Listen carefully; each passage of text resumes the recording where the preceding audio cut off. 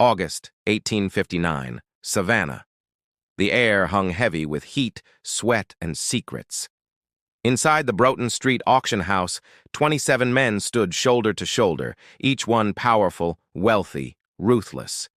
They came for labor, but they stayed for a whisper. When Lot 43 stepped forward, silence followed. Not from pity nor respect, but fear. Every man in that room looked away, except one. A man named Thomas Pewitt, young, proud, and blind to the stories that older planters told behind closed doors. He raised his paddle once and sealed his fate. What began as a bargain purchase would spiral into one of the darkest reckonings ever whispered through Georgia's fields. Because on that sweltering day, Thomas didn't just buy a worker. He bought the last remnant of a curse born of grief, blood, and balance, and once awakened, it demanded a price that no man could escape. Before we dive into this haunting true account of power, guilt, and justice, make sure you subscribe and turn on the bell. Every week, we uncover stories buried under time and silence, tales too chilling, too human, to be forgotten. And hey, drop a comment telling me where you're watching from. I'm always amazed at how far these Southern legends travel. Now, let's step back into 1859 Savannah, where one man's ambition met a truth older and far deadlier than history itself. August sunlight poured through the warped shutters of Savannah's Broughton Street auction house, slicing the air into gold and dust. Dozens of men waited, their boots scraping against floorboards that remembered more cruelty than history books ever dared record. Every seat was taken, every paddle ready. The smell of tobacco and unwashed bodies clung to the room like a punishment. The auctioneer's voice cracked, carrying the rhythm of business, yet the tension made even hardened traders avoid each other's eyes. Outside, cicadas screamed their endless summer song. Inside, the silence was heavy enough to choke. Men who built their fortunes on sweat and suffering suddenly seemed uneasy, as if the walls themselves were listening to what came next. Then, the door opened. Two guards dragged in the next lot, chains clinking in the heavy air. The figure that followed moved with calm defiance, eyes steady, head high, posture unnervingly controlled for someone stripped of freedom. Lot 43, the auctioneer announced, his voice lacking its usual showmanship. Male, 32, experienced in household management and medicine, literate, no physical defects. Opening bid, $10. The number floated, absurdly low, yet none of the men moved. One man coughed, another shifted in his chair, yet none lifted their paddles. It wasn't compassion that froze them. It was knowledge. They knew something whispered in back rooms, something that kept even the most ruthless cautious. At the back of the hall, Thomas Cornelius Pewitt leaned forward. 34, new to Georgia's plantations, dressed in a crisp blue coat that marked him as moneyed but naive.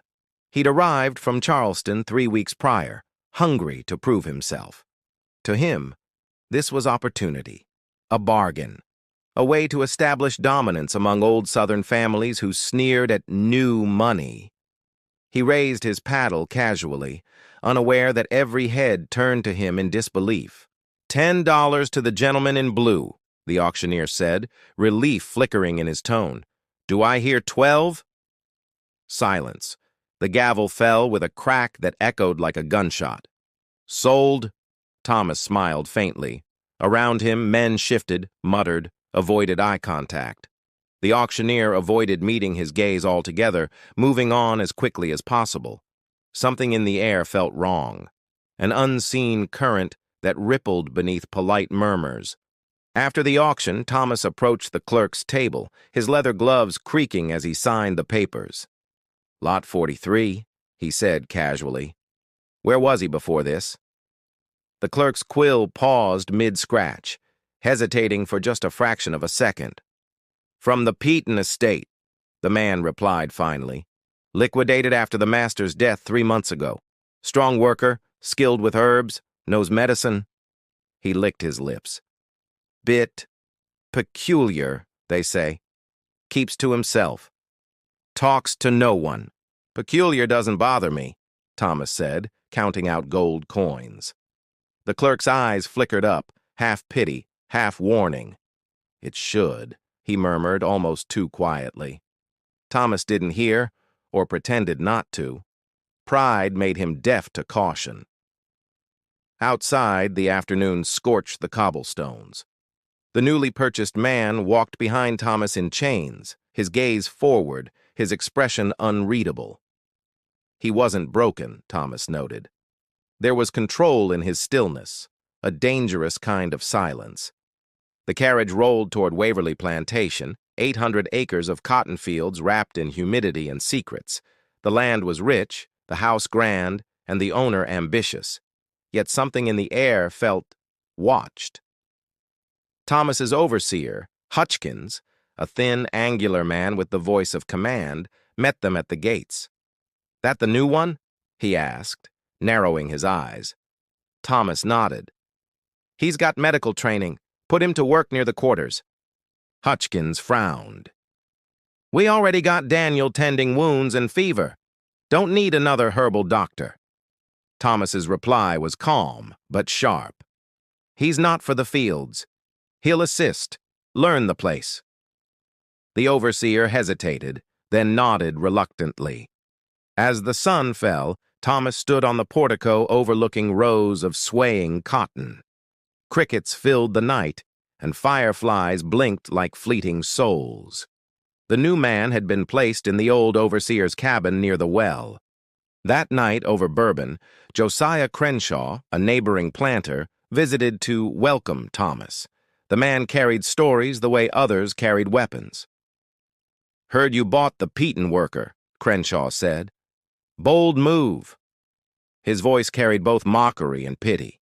Thomas poured him a drink. "You know of him?" Crenshaw stared into his glass. "Everyone does. 3 men died at the Peaton place before that one was sold. One by fever, one by a fall, one by bad luck." "Coincidence," Thomas said.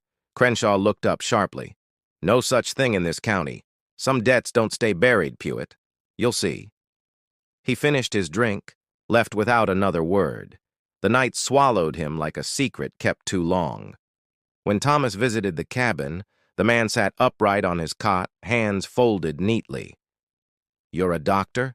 Thomas asked. "I was," came the quiet reply, "before they took everything that made it matter." His voice was calm, deliberate. "What's your name?" Thomas asked. The man lifted his head. "Samuel." The name hung heavy between them. "You'll tend to the sick here," Thomas said. "Do what's asked. Keep order." Samuel nodded once. "Order's easy, master. Balance is harder." The phrase lingered in Thomas's mind long after he left. Balance. It sounded like philosophy, not servitude. He couldn't shake the feeling that Samuel's words carried meaning he wasn't ready to understand. By dawn, fog rolled in from the river, swallowing the plantation in gray silence. Hutchkins organized the workers, their breath visible in the early chill. Samuel stood apart, calm, eyes scanning the horizon as if measuring something unseen. The weeks that followed blurred into work and heat. Samuel proved invaluable, efficient, intelligent, unnervingly composed. He treated infections, set bones, brewed herbal tonics that seemed to work better than any doctor's remedies. Even Hutchkins began to rely on him. Yet stories spread. Small ones, whispered by the men in hushed tones. A snake found dead on the path, twisted into strange shapes. A fever broken overnight after Samuel's visit. Coincidences stacked like stones marking graves. Thomas dismissed them, though a quiet unease began to settle. One evening, Daniel, a field hand, approached him. "Master," he said softly, "some of the men say Samuel keeps a ledger, writes names, says he's balancing debts." Thomas frowned. "What kind of debts?" Daniel hesitated. "Not money. Something else, something older." He looked toward the quarters. He prays different, not like church folk.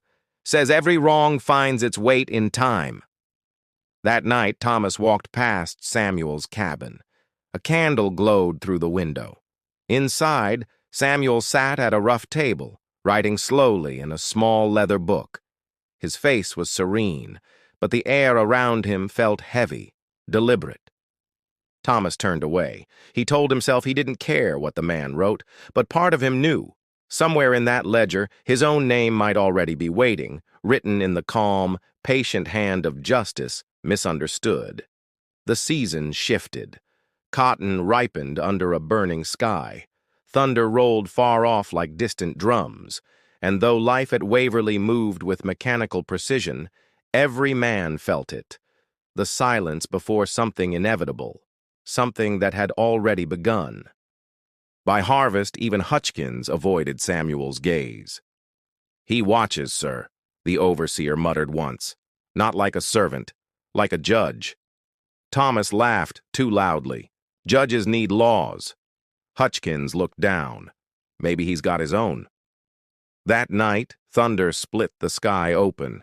Rain fell hard, washing the fields clean, or maybe marking them.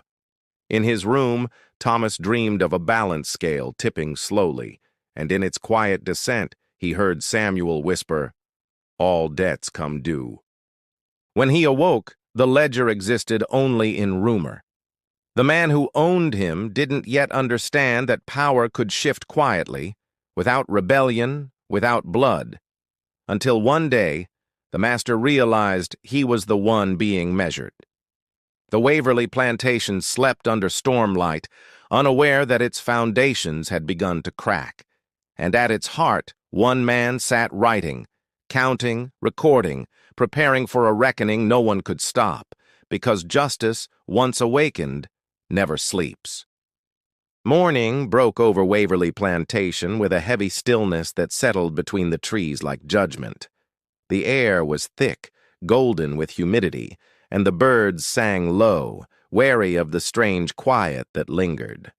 Samuel's cabin door creaked open as he stepped into the light, hands stained with herbs and ink. In his eyes flickered something that didn't belong to any man owned by another. Patience sharpened into certainty. Thomas watched from the veranda, bourbon glass sweating in his grip. It had been weeks since the auction, and the plantation thrived under Samuel's care. Yet unease crept like rot beneath fresh paint. "Mornin', master," Hutchkins muttered, approaching with his ledger. The overseer's skin glistened, his jaw tight. "Yields are high, but the men, they talk too much. Say Samuel knows things he shouldn't." His words trembled with superstition, not reason. Thomas dismissed him with a wave. "Knowledge doesn't kill, Hutchkins." The overseer's eyes said otherwise. "Depends on what a man does with it." Then he turned away, leaving dust and doubt in his wake. By noon, Samuel's herb garden stretched behind the quarters, orderly rows of green, each labeled with neat handwriting: feverfew, willow bark, yarrow, comfrey, plants that could heal or destroy, depending on the hand that brewed them. Thomas visited under the pretense of curiosity. Samuel knelt by a bed of foxglove, fingers brushing the leaves with reverence. "That one's poison," Thomas remarked. "In careless hands," Samuel replied. "In careful ones, it mends the heart." The reply unsettled Thomas more than he admitted. "Do you believe healing and killing are the same craft?" he asked. Samuel looked up slowly. "Two sides of the same scale, master. The trick is knowing which side's heavy." That night, the wind shifted. Clouds rolled over the moon like guilt covering its own light. From the quarters came coughing, fevered murmurs. A sickness had begun, fast, cruel, and unexplained. By dawn, 8 men lay in the infirmary, skin hot as iron, breath shallow. Hutchkins demanded a doctor from Savannah. Thomas hesitated, then found Samuel already there, sleeves rolled, eyes calm, moving among the sick like a conductor. "Quarantine them?" Samuel ordered. "No raw water, no calomel. It kills quicker than disease." Hutchkins bristled. "Since when does a slave give orders?" Samuel didn't look up. "Since the men started dying." The authority in his tone silenced the room. Thomas said nothing. Pride bowed to fear as the illness spread. Samuel worked tirelessly, boiling willow bark, mixing honey and garlic, chanting words older than the English tongue. Within days, fevers broke. The dying lived. When the Savannah doctor finally arrived, there was nothing left to cure. "Remarkable recovery," he muttered, unaware his arrogance had been replaced by someone else's quiet genius. Thomas dismissed him with polite indifference, but inside, awe gnawed at pride. In the evenings, Samuel sat outside, writing in his small leather ledger. One of the workers, Daniel, once saw the pages by accident, rows of names, symbols, and short phrases: healed, spared, owed. Rumors thickened like fog. Men whispered of debts counted not in coin but in sins, of a man who measured justice by the pulse of another's wrist, of healing as judgment disguised in kindness. Thomas confronted him one humid afternoon. "You keep records," he said. "Why?" Samuel didn't deny it. "Because memory fades. Balance doesn't. Every wrong, every mercy must be weighed somewhere." His gaze was steady. "Don't you keep accounts, master?" The comparison stung. "You're no accountant of souls," Thomas snapped. Samuel smiled faintly. "Someone has to be." Then he turned back to his herbs, leaving the question echoing in the air like prophecy. Weeks passed. The plantation breathed easier. Cotton grew high, profits promised wealth, but the unease remained. Hutchkins's hounds barked at shadows. Workers avoided Samuel's path after sunset. Men swore they heard whispering near the well. One evening, Thomas found a crude symbol drawn on his door in red clay, a circle, divided evenly. He wiped it away angrily, though a strange part of him wondered which side he stood on.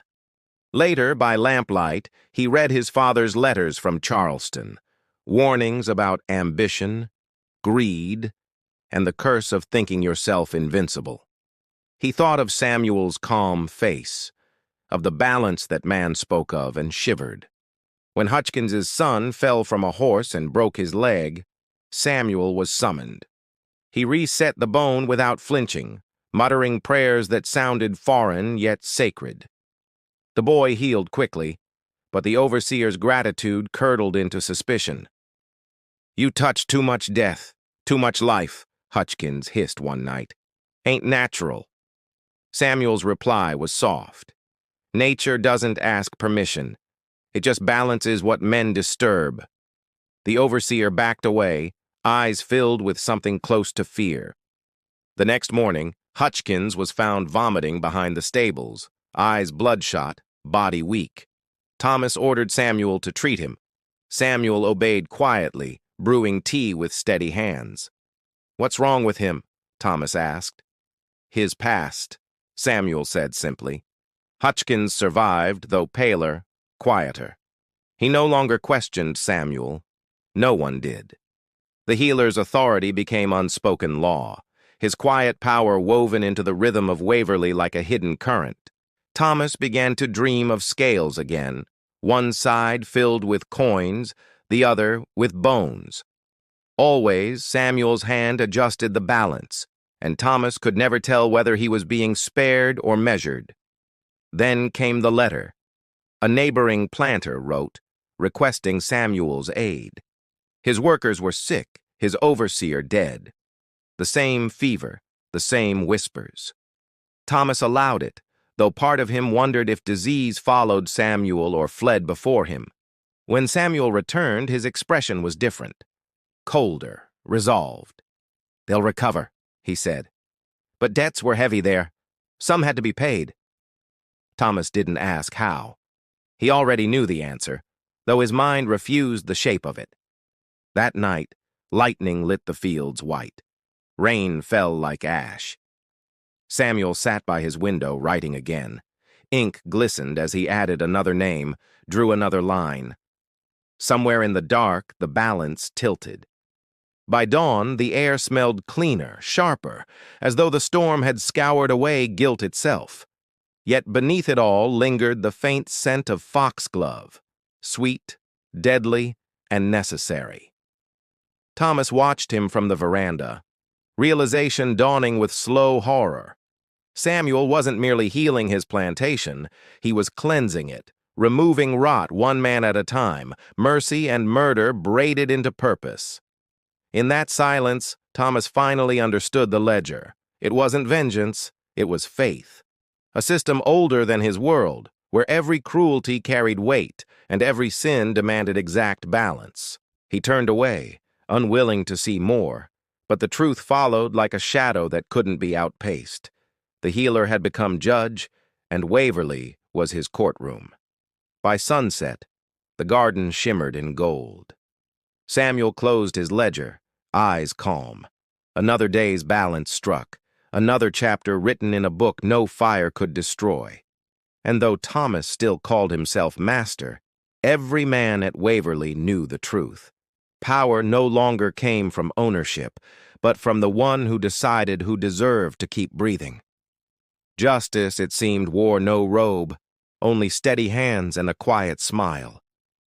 The summer sun burned white across Waverly's fields, bleaching the landscape until every shadow seemed a wound. The men worked slower now, glancing toward the quarters where Samuel's cabin sat, silent and watchful as a sentinel. Thomas spent mornings reviewing ledgers, but his numbers felt hollow. Yields increased, sickness vanished, profits soared, yet each calculation carried a whisper of dread. He'd built success atop something unseen, something that breathed just beyond reason. Hutchkins had resigned his duties quietly, claiming illness. Daniel now oversaw the fields, efficient and loyal, but even he avoided mentioning Samuel's name aloud, as though invoking it might summon judgment from the air itself. Each night, Thomas dreamed of balances tipping. One pan held silver coins, the other, faces he'd known. He woke drenched in sweat, the echo of Samuel's voice whispering, "Every debt finds its weight." August brought storms. The river swelled, the air thickened with rot and memory. Men whispered that thunder was Samuel's God counting sins, that lightning struck where lies were hidden too long. One morning, Daniel approached, hat in hand. "Master, there's trouble." Thomas followed him to the well near the quarters. Drawn across the wooden frame was a handprint in dark red clay, shaped perfectly. Male, deliberate. "What does it mean?" Thomas asked. Daniel shifted uneasily. "Old magic, master. From before any of us were born. A warning that balance is being called." His eyes flicked toward Samuel's cabin. "Someone's been judged." That evening, a field worker named Elias collapsed mid-row. His skin burned hot, his breath rattled. Samuel arrived within minutes, calm, unhurried. He pressed fingers to the man's wrist, then met Thomas's gaze. "It's begun." Thomas's throat tightened. "What's begun?" "The reckoning," Samuel said softly. "The scales are evening themselves." He administered a bitter tonic, whispered something under his breath, and walked away before Thomas could reply. Elias died by dawn, peaceful, without pain. The other men dug his grave behind the stables. No one spoke. The only sound was the shovel striking stone, an echo that seemed to mark more than earth. Hutchkins returned that day, trembling, eyes sunken. "He deserved it," he muttered. "He stole from the stores, beat a man half dead last winter. Samuel just fixed it." His voice carried equal parts relief and horror. Thomas's patience fractured. "You think murder's justice?" Hutchkins stared at him. "Ain't murder if the man already owed the world." Then he walked away, leaving Thomas to wrestle with words that felt truer than he wished. That night, thunder rolled over the plantation. Thomas found himself standing outside Samuel's cabin, rain soaking through his coat. Inside, the healer wrote by candlelight, face serene, as if chronicling creation itself.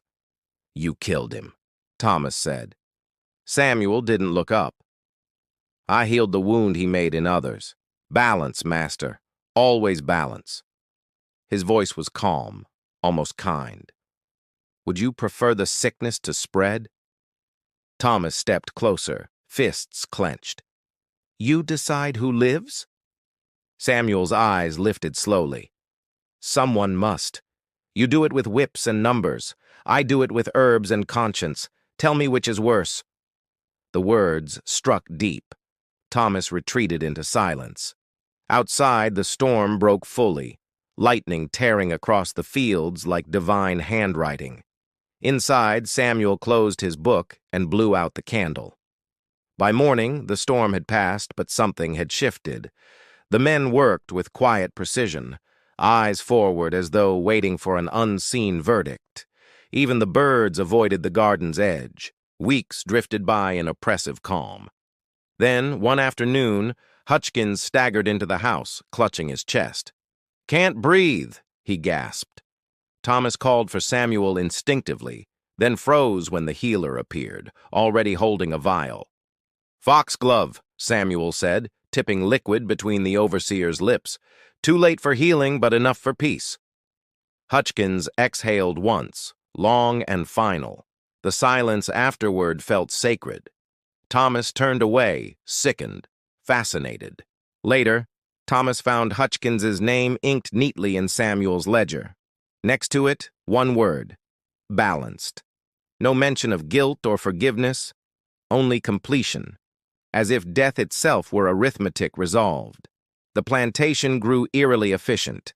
Illness vanished entirely. Crops flourished, and yet each improvement felt like payment toward some unseen cost. Thomas no longer knew whether to be grateful or afraid. Crows began gathering near the fields. The men refused to chase them off, muttering that they were witnesses. Thomas tried to laugh it off, but found no humor in a truth that refused to stay buried. He confronted Samuel again near dusk. "This ends," he said. "You don't decide fate." Samuel smiled faintly. "Neither do you. You just think you do. The world runs on balance, not permission." Thomas's temper flared. "You talk like a priest." "Maybe I am," Samuel said softly. "Every system has faith behind it. Yours believes in ownership, mine believes in correction." For a moment, silence hung heavy. Then Samuel added, "Don't fear me, master. Fear your own weight on the scales." He turned and walked away, leaving Thomas with his pulse hammering in his ears. That night, Thomas locked himself in his study, determined to read the healer's ledger. When he finally stole it from Samuel's cabin, his hands shook as he opened the pages. Names, dozens of them, each with notes: healed, taught, balanced. Then his own name, written once, followed by a single dash and blank space. Unfinished, waiting. He dropped the book as if burned. Outside, wind howled through the cracks, whispering like the dead recounting debts unpaid. He drank until dawn, trying to drown the sound of his own heartbeat. Morning came cruel and bright. The world continued as if nothing had shifted. But every shadow seemed to lean toward him. Every sound whispered of something counted, something due. Samuel worked calmly, methodically, harvesting herbs beneath the sun. Thomas watched from afar, the weight of the ledger still heavy in his thoughts. Every movement of the healer's hand looked deliberate, ritualistic, like a prayer with consequences. By evening, Thomas could bear it no longer. He approached again, voice low. "If I'm in your book, tell me why." Samuel didn't stop working. "Because everyone is, master. Balance spares no man." Thomas exhaled shakily. "And when my page fills? Then you'll understand what justice really costs." Samuel stood, eyes reflecting twilight's dying light. "The innocent fear it most, but guilt belongs to all." As night fell, The air turned colder. Frogs quieted, crickets silenced. Even the river seemed to hold its breath. Somewhere deep in the quarters, a hammer struck once, metal on wood, like a bell tolling judgment. Thomas returned to the house, heart pounding. He looked at his reflection in the window, unsure whether he was the man who owned others or the one now owned by his own fear. Samuel's candle burned late into the night, its glow unwavering. The healer wrote one final line before closing the ledger. The master knows his weight now. The scales are ready. Outside, thunder rumbled again, not distant this time, but near, so near it seemed to rise from the soil itself. Justice, once whispered, had found its voice, and Waverly listened. Dawn rose blood orange over Waverly Plantation, light creeping through mist like truth through denial. Thomas stood at his window, eyes hollow, the silence of the house pressing on him heavier than any debt owed. The ledger lay on his desk, closed but alive. Even shut, it breathed. Samuel's handwriting had become something more than ink. It pulsed with meaning, as though the words themselves weighed men's souls. Every morning, Thomas counted the names written there. Every evening, he wondered how long his would remain unfinished. Fear had replaced sleep. Reflection had replaced pride. He walked the property restlessly. Workers bowed, but not from reverence. Their gazes held a quiet power now, a confidence born of knowing that the true balance of Waverly no longer rested in their master's hands. In the fields, Daniel supervised with precision. "The men work smoother these days," he said. "No fights, no sickness." He hesitated. "But they look at him, master, at Samuel, like they're waiting for judgment." Thomas nodded, pretending calm. Inside, the words scraped like glass, waiting for judgment. The plantation thrived, but it felt less like prosperity and more like penance disguised as success. That evening, thunder gathered far beyond the river, slow and patient. The sound carried across the fields like a drumbeat counting down to something no man could stop or name. Samuel moved through the quarters, checking herbs, soothing coughs, his calm almost holy. Yet even holiness carried weight. He paused when Thomas approached, their gazes meeting like opposing forces tethered by inevitability. "Why me?" Thomas asked quietly. "Why keep me alive?" Samuel's voice was low, steady. "Because you still listen. Fear teaches better than faith, and you're learning, master. Slowly, painfully, but learning." The words struck harder than accusation. They were truth delivered gently, which somehow hurt worse. Thomas turned away, ashamed of his relief that the ledger's final line for him remained unwritten. Days blurred into heat and thunder. Rumors spread beyond Waverly, of a healer who cured without doctors, of a man who judged without courts. Some planters sent letters begging to hire Samuel. None dared visit in person. By midsummer, even Savannah whispered the name of Waverly's strange physician. Some called him blessed, others cursed. Yet both agreed. Wherever Samuel walked, men either healed or vanished, and the land itself seemed to decide which. Thomas received visitors sparingly. Each one asked the same thing. How does he do it? He had no answer. Explaining Samuel was like explaining the wind, invisible until it rearranged everything in its path. One night, a stranger arrived, Robert Patton, nephew of the man whose estate had birthed the legend. His face carried the arrogance of bloodlines unbroken by conscience. "That man killed my uncle," he hissed. "Sell him to me." Thomas refused. Patton's anger flared. "You're a fool. He's poison dressed as mercy. He'll destroy you next." Thomas's smile was thin. "Maybe, but until then he's the only man here keeping me alive." Patton left before dawn, promising retribution. Samuel watched from the shadows, his expression unreadable. "Old debts reach far, master," he murmured. "Some chains are inherited." Then he returned to his garden, as if the threat meant nothing. Weeks later, Peyton was found dead near the riverbank. His horse returned without him, saddle torn, eyes wild. Some said it was drowning. Others said something unseen had decided his fate. Thomas said nothing. Samuel's ledger grew heavier. Each name was a story, each mark an echo. The plantation no longer whispered about him. It listened to him. When he spoke, storms paused, men obeyed, and even silence answered back. Then came the night Thomas fell ill. No warning, no cause, just fever and trembling. Samuel entered without knocking, carrying a bowl of steaming herbs. "You've been avoiding your reflection too long," he said softly. Thomas swallowed the bitter brew. "Is this medicine or judgment?" Samuel's smile was almost kind. "Does it matter? Both cure what they're meant to." He set the bowl down. "Rest. You'll see clearly when you wake." He dreamt of scales again, but this time they held not bones or coins, but memories. Every decision, every cruelty, every silence balanced against mercy unspoken. When he woke, the fever had broken. Outside, dawn bled pink across the fields. The air smelled of soil and rain. Thomas felt something shift within him, not peace, not guilt, but understanding. The fear hadn't left. It had simply found purpose. He walked to Samuel's cabin. The healer was writing as always, candlelight flickering across his face. "You could have killed me," Thomas said quietly. Samuel didn't look up. "I don't kill the living, master, only the dying." "And which am I?" Samuel met his gaze. "That depends on what you do next."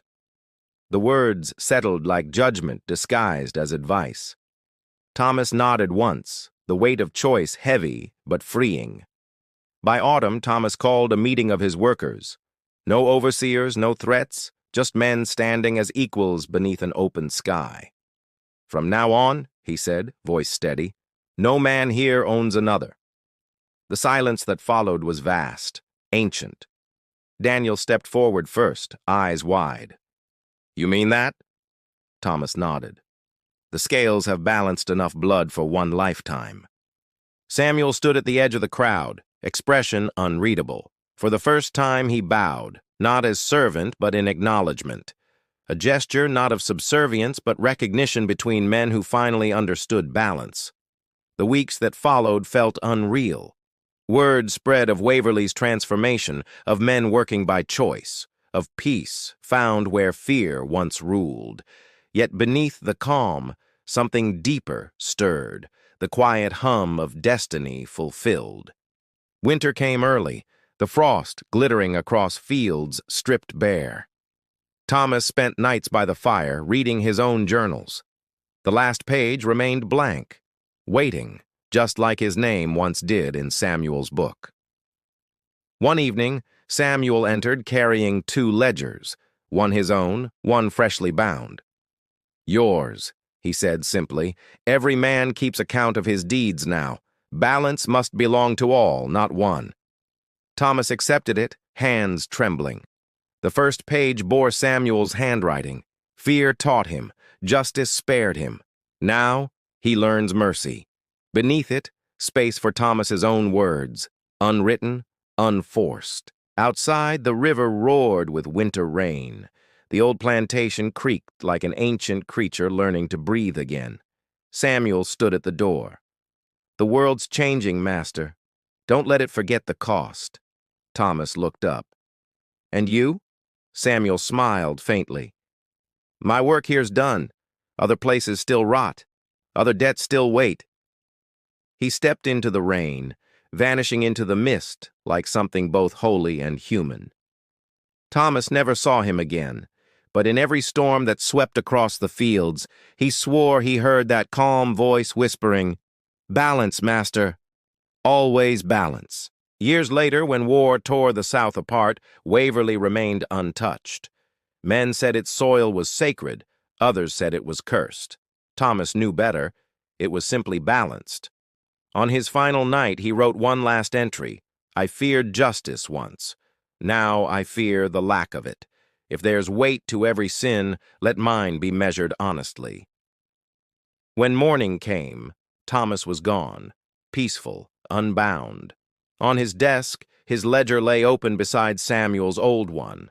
Both books filled the room with the same quiet authority. Outside, dawn rose gold again over Waverly, light spilling across fields tended by free men. The wind carried no whispers now, only balance, finally earned, finally complete. And in that balance, the world began anew.